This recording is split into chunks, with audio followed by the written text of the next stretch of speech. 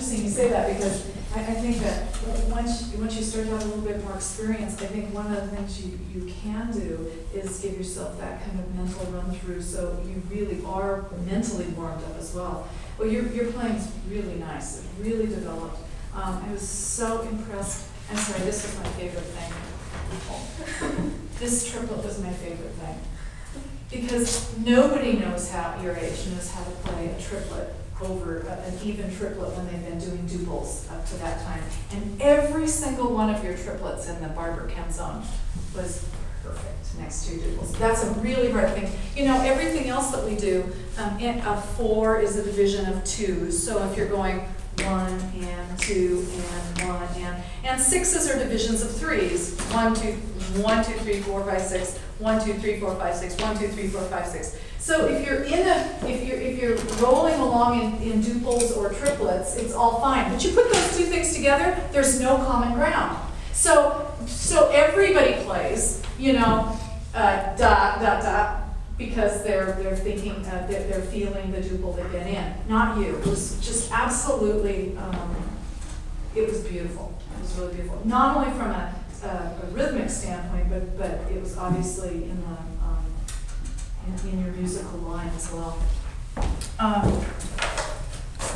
So I think your playing is really advanced for your age. I loved your your reading of the rhythms. I loved your just all those technical teachery things, you know, like your even rhythms, your understanding of the harmonies and the note you were playing and where it fit in the harmony. I loved how you sat with the piano, intonation. I loved how you obviously had rehearsed and you knew the two parts together. I just loved all those things. So in your Beethoven, not as well. What? Not as well. Oh, well, we always think that. Yeah, just keep that to yourself.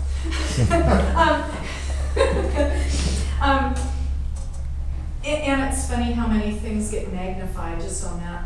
You know, get magnified up here because we're like standing naked in front of everyone, you know. And the adrenaline, you know, makes everything so like, okay, that was the worst thing in the world, whereas they didn't even notice it. Or you go back and listen to the tape, and you go, who is that? Because that didn't sound like what I did.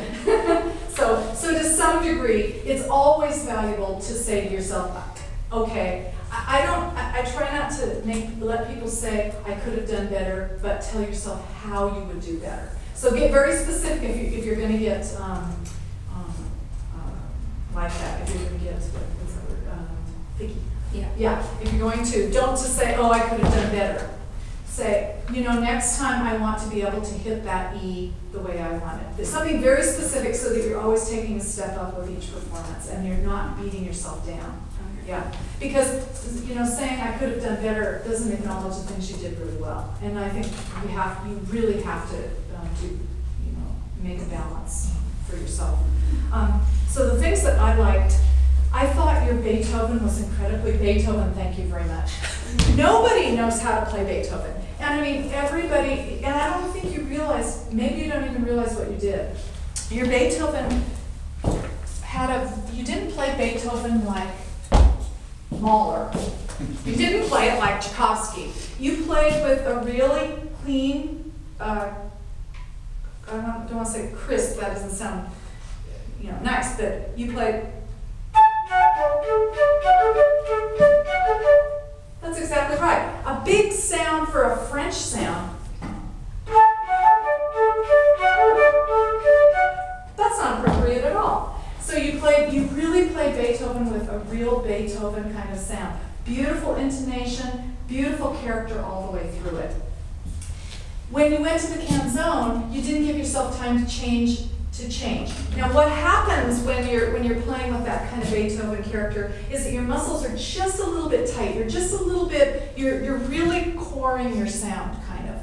But in this, that's not exactly how you want it to be, and that's why you didn't get your muscles warmed up until, like, your very last C sharp was fabulous, wasn't it? And so was your long one, but this one hardly heard. Yeah.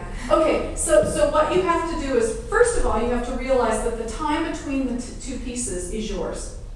We're just happy reflecting on what we just heard. Whereas you're thinking you have to come in and entertain us again. It's not true at all. We're just happy thinking about what we just heard. We were very satisfied musically, intellectually, artistically. We were very satisfied. So if you needed a minute to get your muscles relaxed and to think about lengthening out your face so that you can, and maybe even trying it out.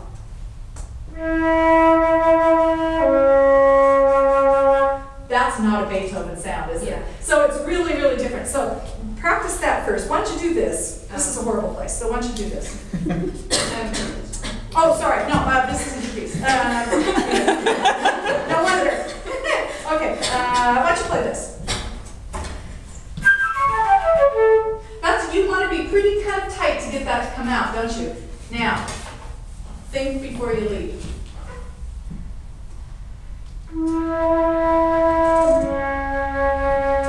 With no practice, you just did it between the two. Did that make sense? Yeah. And you were just intellectually, you knew to relax those muscles and come forward. With a little bit of practice jumping from each one, you're going to really give me an oh my God kind of sound on that, right? Yeah. Yeah, exactly. So you clear about that? Mm-hmm. Yeah.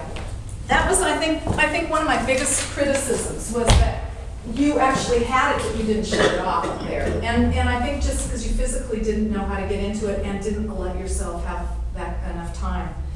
So back in the Beethoven, I did have one thing. So again, I said great understanding of the style, your tone, and it really matched the style. That was very impressive. These are excellent. How did you do these so beautifully? Dum, dee, dum, dum, dum. Nobody can do those. That was really, really well done. That's a really hard thing to, I shouldn't say that. You did it really well. That's a really hard thing to do, and a lot of people don't do it. And you didn't miss a one of them. It was impressive. Excellent rhythm, character, dynamics. I just liked all that stuff. Okay, and then, but at 80, I'll give you a clue. So this kind of stuff. Yeah. Okay, so we're listening to a recording and we're singing with recording. And a note comes in. Da, da, da, da. We think of that note, the beginning of that note, as a downbeat. Da, da, da, da. Because that's what we hear. And then we get to be better musicians and we come over here and we look and we see that the beat is displaced. So when you, first of all, when you make that mature awareness of that, when you're listening on a recording, you'll be less likely to jump the beat and go da da da da da da da da. You'll be less likely to automatically put it on